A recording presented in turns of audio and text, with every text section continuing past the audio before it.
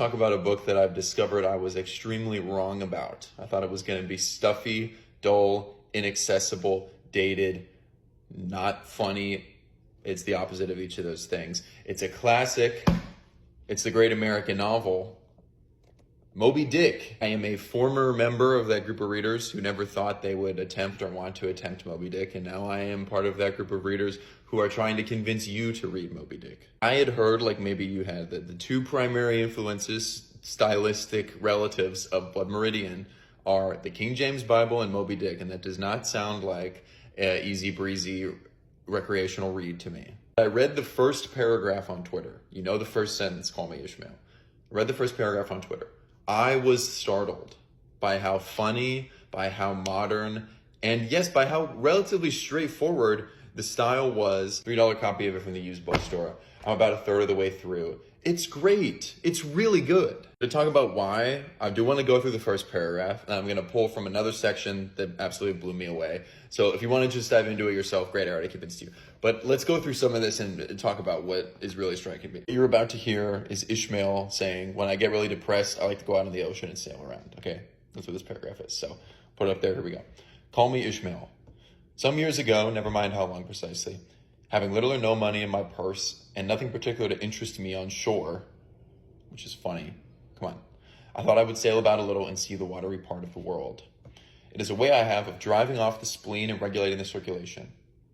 Whenever I find myself growing grim about the mouth, whenever it is a damp, drizzly November in my soul, whenever I find myself involuntarily pausing before coffin warehouses and bringing up the rear of every funeral I meet, and especially whenever my hypos get such an upper hand of me that it requires a strong moral principle to prevent me from deliberately stepping into the street and methodically knocking people's hats off, then I account it high time to get to sea as soon as I can.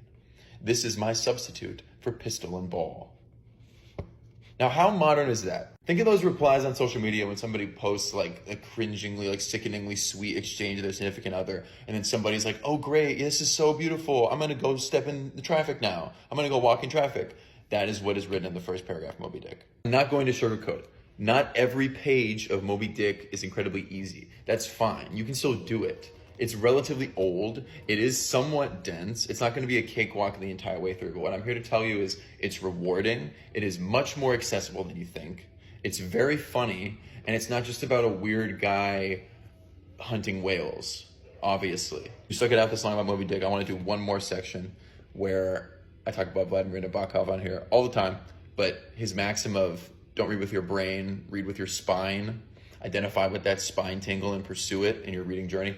I read this next section and some of the stuff to follow on the same page probably about 3 or 4 times this morning. And when I was done, I had to close the book and rest because it had such an effect on me. A positive effect, but a powerful one. It shook me. Their boat, the Pequod, has been at sea, okay? This is what Ishmael says.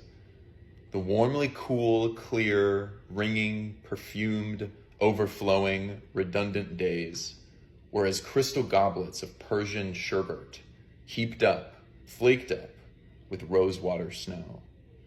The starred and stately nights seemed haughty dames in jeweled velvets, nursing at home in lonely pride the memory of their absent conquering earls, the golden helmeted sons.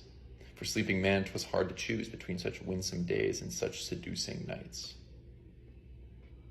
That's unbelievable. If you hear that and you don't want to pick this up, or you don't want to pick some other book up, or maybe depending on what you want to do, you don't want to go right, get off this account. Stop watching my videos because we disagree so fundamentally that you're going to want to go check somebody else out. I'm really loving reading Moby Dick. Yes, it's an investment of time.